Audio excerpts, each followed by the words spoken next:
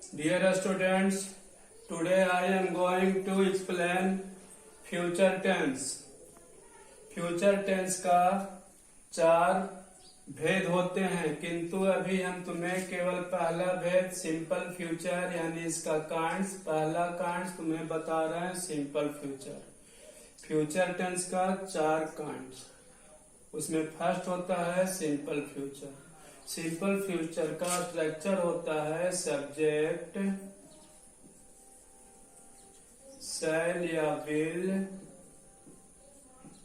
Verb का first रूप plus object. अब प्रॉब्लम तुम लोग को होगा कि कहाँ हम शैल यूज करेंगे, कहाँ हम विल यूज करेंगे, कैसे सब्जेक्ट के साथ शैल दिया जाएगा और कैसे सब्जेक्ट के साथ विल दिया जाएगा।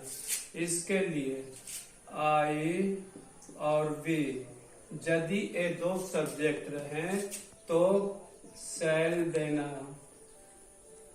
और इसके अलावा कोई भी सब्जेक्ट आ जाए, ही आ जाए, सी आ जाए, इट आ जाए, दे आ जाए, यू आ जाए, कोई भी आ जाए तो सारे के साथ विल देना। ध्यान देने जो बातें, आई और वी केवल दो ही के साथ शैल आता है, बाकी सारे सब्जेक्ट के साथ विल आता है। चलते हैं इसको सोल्व करने। I shall go to school. I subject है, आई के साथ हमें कंफ्यूजन नहीं होना चाहिए कि शैल दूं कि विल, क्योंकि हम यहाँ बता चुके हैं। आई और वी यदि जो दो में से कोई सब्जेक्ट आ जाए तब हम शैल देंगे, इसीलिए इसमें से शैल दिया।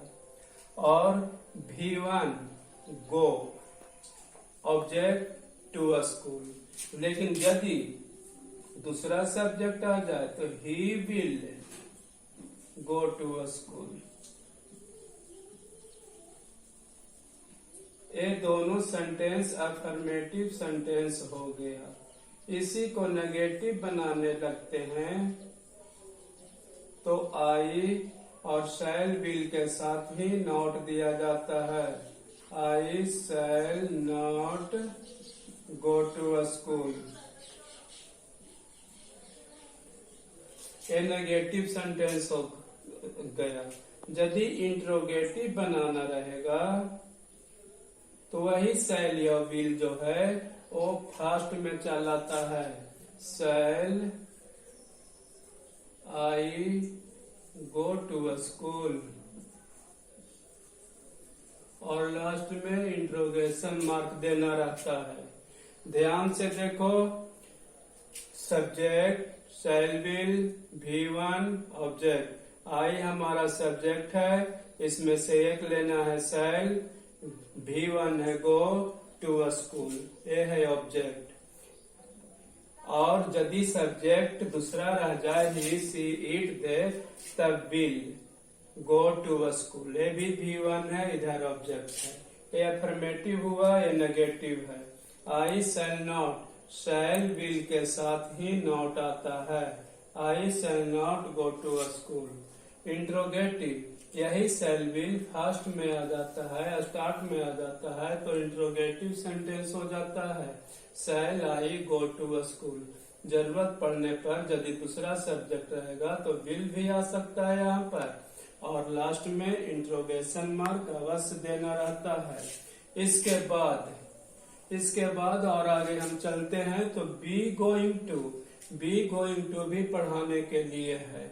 बी का मतलब होता है इज एम आर।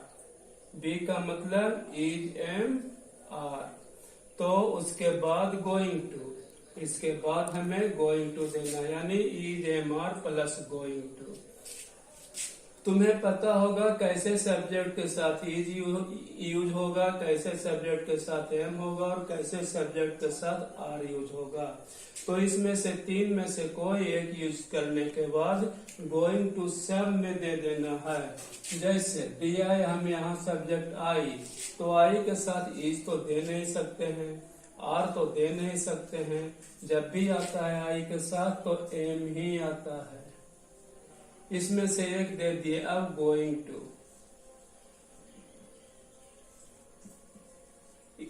इधर अब कोई वर्ब आ सकता है और वो भी V1 के रूप में, फर्स्ट फॉर्म में। तो I am going to read, I am going to play, या फिर I am going to school. कोई नॉन आ सकता है, कोई वर्ब। यदि वर्ब देना रहेगा तो V1 में, और यदि ऑब्जेक्ट देना रहेगा तो ऑब्जेक्ट भी दे सकते हैं। वर्ब रहेगा तो हमेशा V1 ही देना टू के बाद। देखते हैं क्या देने बोलता है। I am going to cook, I am going to cook एक जगह है, इसमें तुम्हें वर्ब दिखाई दे रहा है। Is am are going to, root form of the verb, इसी को कहते हैं root form of the verb, यानी वर्ब का first form. I am going to cook, the teacher is going to tell, we are going to have, वो सब root form में है। यही V1 को रूट फॉर्म कहा जाता है। ये दोनों पढ़ा देने के बाद अब इसमें 2 एक्सरसाइज हैं, 3 एक्सरसाइज हैं। ये तीनों एक्सरसाइज को तुम लोग सोल्व करोगे। एक्सरसाइज सोल्व करने के लिए देखो, एक्सरसाइज ए,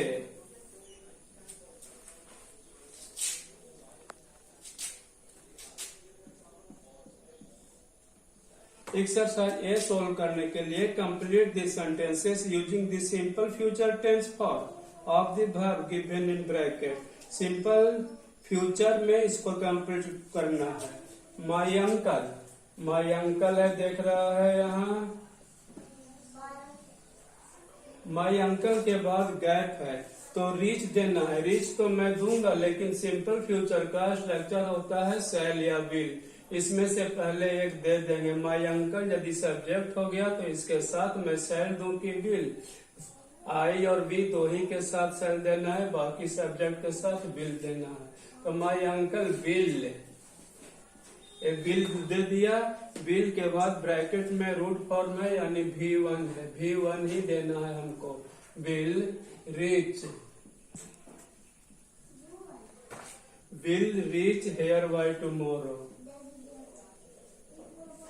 ये हमारा भराया कंप्लीट हुआ, विल रीच।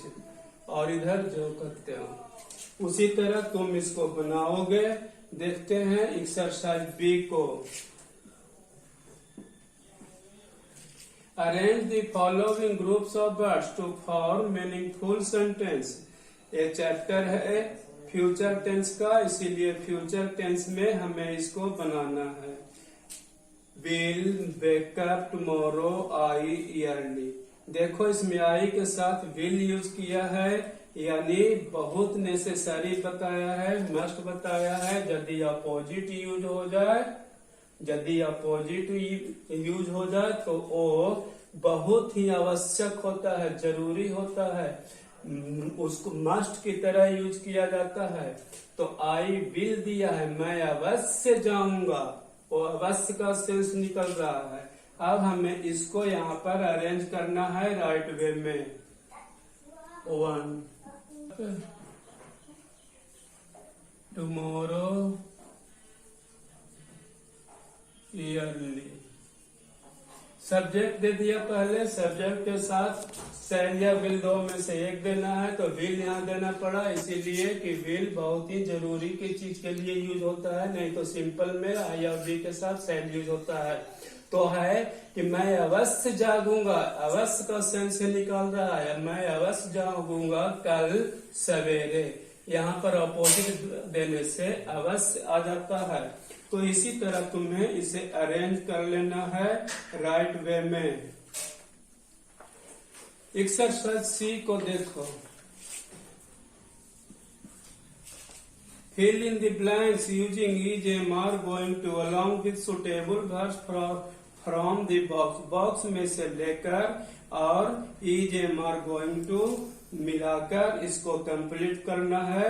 जैसे तुषार, तो तुषार के बाद हम देंगे तुषार इज गोइंग टू, और आप ब्रैकेट में से बॉक्स में से एक, Tushar is going to the role of an old king in the skit present. Tushar is going to present बना Tushar is going to present, इतना बनाना है। इस प्रकार तुम लोग को सोल्व करना है।